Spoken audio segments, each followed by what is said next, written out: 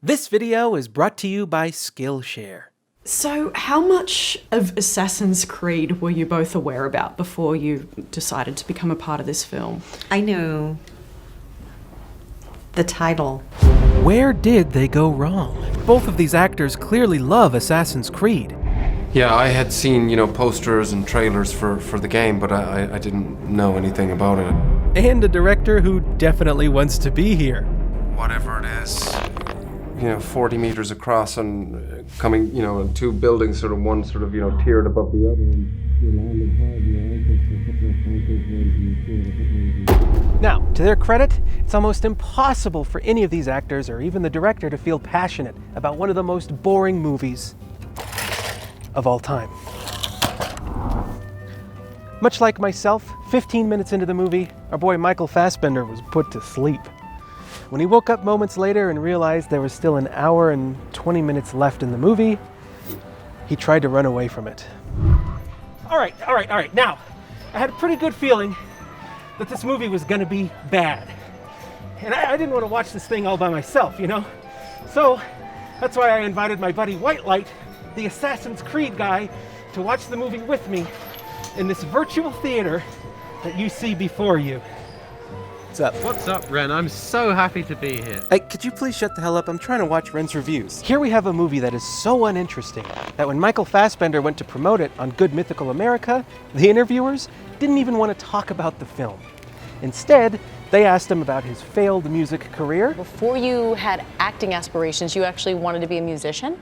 I did, yes. They talked about his role as Steve Jobs in the film Steve Jobs. So how was that when you were playing Steve, and you're so convincing, by the way? I guess, I'm an actor.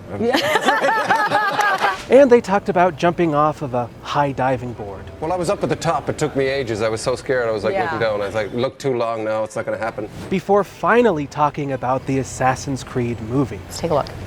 They put off talking about this thing for as long as they possibly could. And you know what? I can't blame them, because right now, I'm doing the same exact thing. Here we have a movie that is so boring that by the time the credits rolled, it made my boy Whitelight completely dim. It's one of the most boring movies I've ever seen in my life. There's potential and stuff. Yeah, They didn't meet it and stuff. it's okay. Here, let me wipe your tears. Can you wipe my memory, too? Oh, I wish. All right, I've stalled long enough. It's time to finally review this thing. Get yourself a chair. You're gonna need something to put your ass in. And jump into the Animus with me. And let's watch this movie.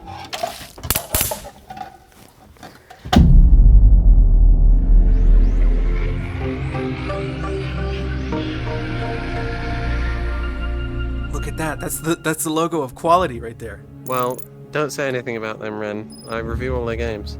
Oh, sorry. They'll stop paying you, huh? Yeah. Okay, so, in Assassin's Creed, Michael Fassbender plays our main character named Cal, who is played by Michael Fassbender. Cal has been forcefully recruited by a company called Abstergo to find a MacGuffin called the Apple of Eden, as seen here. Now, what the Apple of Eden does is, whoever has it can control all freedom of thought in the world. So when the Templars, aka Abstergo, get control of this apple, they'll rule the world. In order to get the Apple of Eden, Cal, as played by Michael Fassbender, must enter the Animus. Ooh. But he must enter the Animus of his own free will. If he doesn't, he'll either die or it just simply won't work. I honestly don't know. It's not very clear. The Animus is a device which allows Cal to travel back in time by reliving his ancestors' memories. His ancestors also conveniently happen to know where the apple is currently located 500 years into the present-day future. The operation is being led by two people, Riken, as played by Jeremy Ironside, and his daughter Sophia, as played by Marion Cotillard. You like her? Yeah, I think she's alright. Yeah? A nice accent. You want to see Michael Fassbender over? So here's one of the movie's biggest issues. We have 3 fantastic, charismatic actors, yet all of their performances are just so damn stiff. Each of these actors could carry a movie on their back if given the chance, but here, it genuinely feels as though none of them care. They're lifeless duds that hardly ever emote. I don't think I like your methods. I'm a scientist. I'm here to be cured of violence. Who's gonna cure you? Sending me back to the machine? Nope. You've already shown us what we needed to see. Will you let us free then? Do you recognize this? This is the actual one that your father used to take your mother's life. You killed a man. Pimp.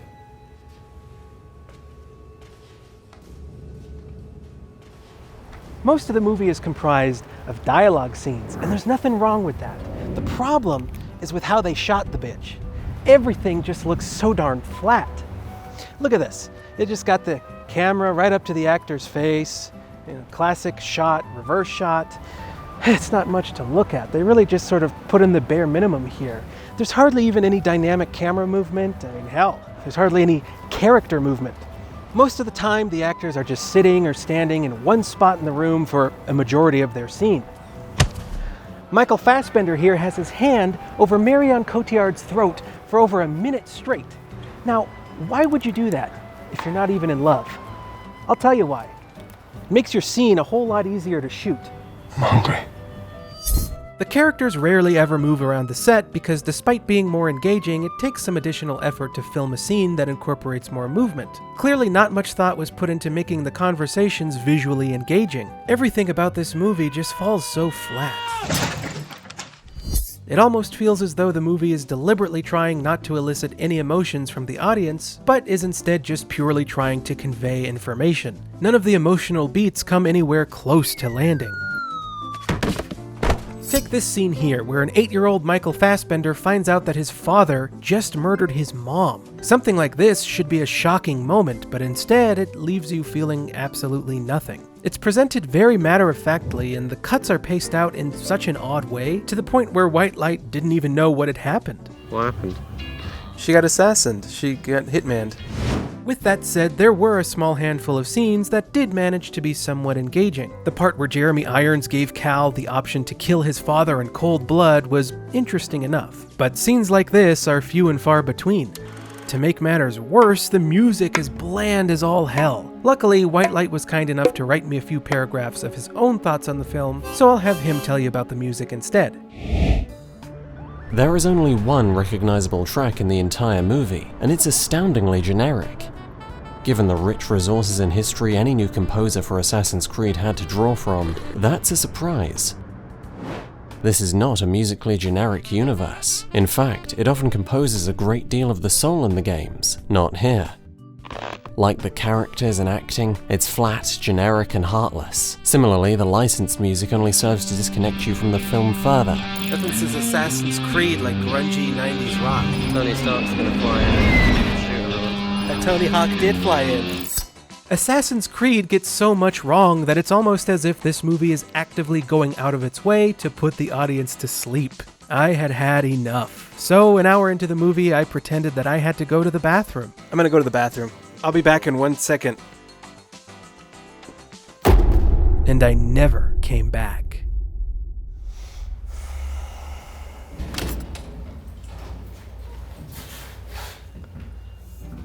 I don't think I can do this, man.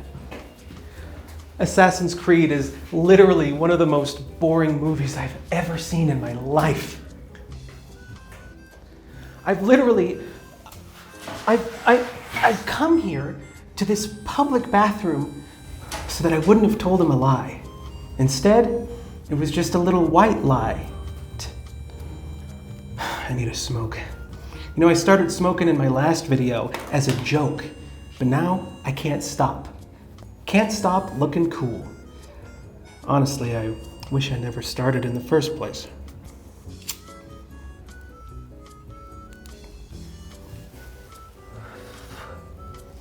If you blow the cigarette smoke into the toilet bowl, the water masks the scent of the cigarette and makes it a lot harder for Mom to find out that you're smoking.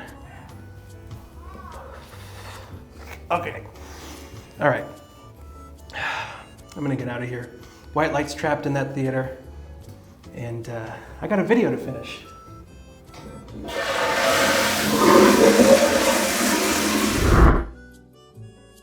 Okay, I'm back. What did you just do? You'd leave me here alone, watching this piece of shit? And there is a level of immersion that you get when you're playing video games that's sometimes a little bit hard to capture in other mediums. How have you tried to do that, if at all? Well, just try to make all the stunts feel as real as possible and make you kind of believe in them. What the fuck was that? Something went really wrong in the editing room for this movie. Most of the time you can't even tell what the hell is going on during a fight scene, which is odd, because when you watch behind the scenes footage, it seems like they had some strong choreography. And they had pretty long uncut takes to work with too, by the looks of it. So why has the final product been edited into something that is indiscernible? I'd actually be genuinely curious to know what happened in the editing room in this movie. Now here's what I find baffling. Michael Fassbender did a lot of his own stunts for Assassin's Creed, which is normally what you want out of an action movie like this. When you can physically see your actor performing the action himself, it makes for a much more compelling action scene. But because of the way this bitch was edited, you can hardly even tell what's going on. It doesn't even seem like they put the work in.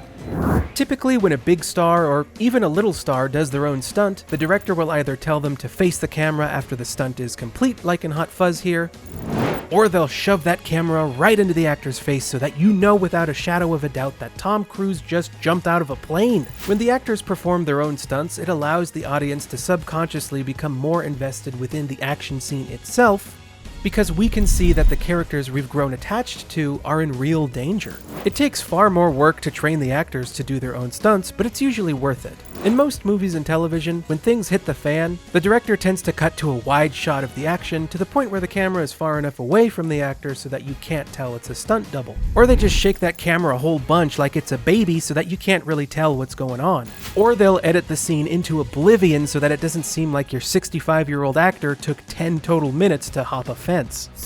Despite the fact that Michael Fassbender rehearsed and performed all of his own fight scenes, Assassin's Creed Action is edited as if the choreography is being performed by a stuntman. And because of all the cutting, you simply can't tell what's going on most of the time. And it gets even worse. For some reason, they thought it would be a good idea to cut between him fighting in the past while performing those same moves in the present.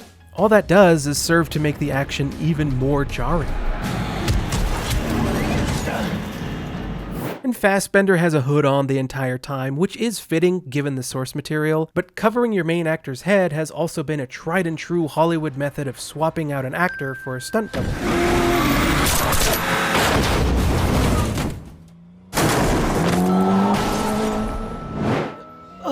Whoa! Oh! The reason I've gone on and on about this is because if it had been executed properly, the action in this movie would have been great. But instead, much like everything else in Assassin's Creed, it leaves you with absolutely nothing. And when you have a movie where it seems as though the actors don't even want to be in it, and the dialogue is just average, the conversations look flat, there's no emotional weight whatsoever, and poorly edited action scenes, you're left with one of the most boring movies of all time. And the worst thing a movie can be is boring. When something's really bad, you can laugh at it. When something's really good, you can enjoy it. But when something's really mundane, you can't do anything with it. I really feel as though the people behind this movie just simply didn't care about it. And you know what? I don't care either. I'm out of here. I'm gonna scoop. I saw this thing when we showed up. All right, look, Whitelight. That's what I do, baby. While he rambles on and on about all that nonsense, I gotta tell you something really important, okay? I'm listening, Ren. Okay. I need you to know that this video is brought to you by Skillshare, baby! Yeah, baby! Did you know that with Skillshare you can take a course on developing perfect memory so you can remember Assassin's Creed the movie until the day you die?